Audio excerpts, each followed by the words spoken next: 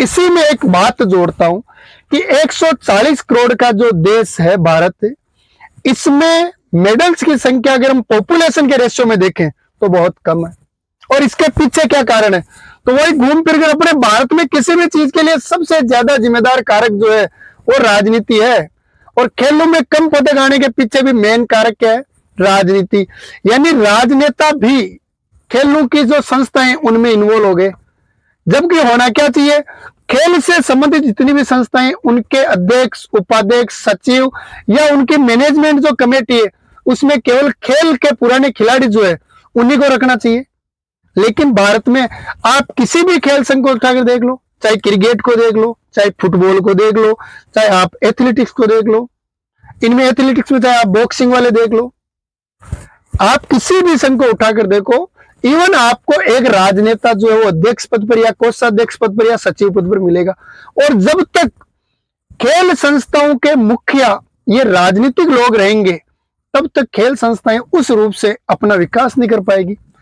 मैं ये नहीं कह रहा हूं राजनेताओं को नहीं होना चाहिए। अगर कोई राजनेता जो पहले पूर्व खिलाड़ी है और वो अगर खेल संस्था से जुड़ा हुआ है तो कोई दिक्कत नहीं है।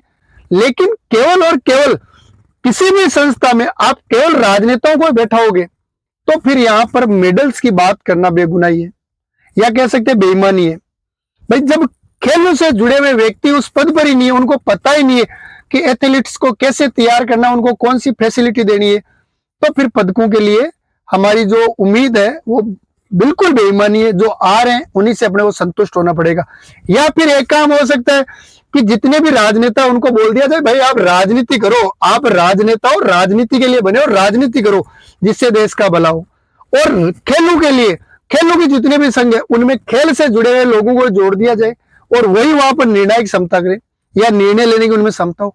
जो बार बार विवाद होता है, कुछ समय पहले जो अपने महिला उत्पीड़न विवाद अभी भी चल रहा है, ऐसे विवाद इसीलिए हो रहे हैं क्योंकि इन संस्थाओं से जुड़े हुए लोग जो है वो राजनेता है। मैं ये नहीं कह रहा हूं लगाए गए आरोप झूठे हैं या सही है, वो सुप्रीम कोर्ट में चल रहा है केस, उसका अपना अलग होगा मैटर। लेकिन सोचने वाली बात है कि हर संस्था में राजनेता की जरूरत क्या है?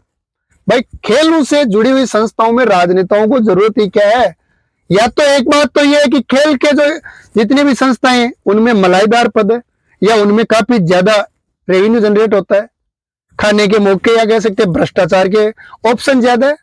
भाई, मेरे हिसाब से अगर खेलों के साथ जुड़कर खेलों का विकास करना ही एक टारगेट है तो वो कोई पुराना खिलाड़ी जो इन खेलों के बारे में अच्छे से जानता है वो ज्यादा बेटर करेगा, बजाय उस व्यक्ति के जो खेलों से संबंधित नहीं है। तो या तो एक कारण ये है कि भाई वहां पर मलाई ज्यादा है खाने के लिए, इसलिए राजनेता जा रहे हैं, या कोई प्रभावशाली पद है जिसके प्रभाव में वो कोई और अदर एक्टिविटीज करना चाहते हैं, इसलिए इन संघों से जुड़ रहे हैं।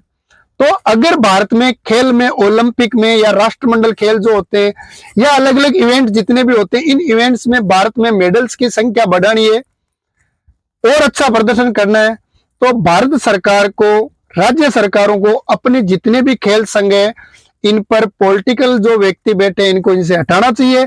निष्पक्ष व्यक्तियों को जो खेलों से संबंधित हो उन लोगों को लाना चाहिए ताकि अच्छे निर्णय हो और खिलाड़ियों को पूरी क्षमताओं के साथ उनकी प्रैक्टिस हो और पूरी क्षमताओं के साथ ही बिना किसी विवाद के जब वो ओलंपिक या पैरा ओलंपिक या राष्ट्रमंडल खेलों में हिस्सा ले और पूरे जज्बे के साथ, मान सम्मान के साथ वो देश का नाम रोशन करे और भारत के लिए मेडल्स की संख्या बढ़ाए। तो इसके लिए राजनीति और खेलों को पृथक करने की जरूरत है। जय हिंद, जय भारत।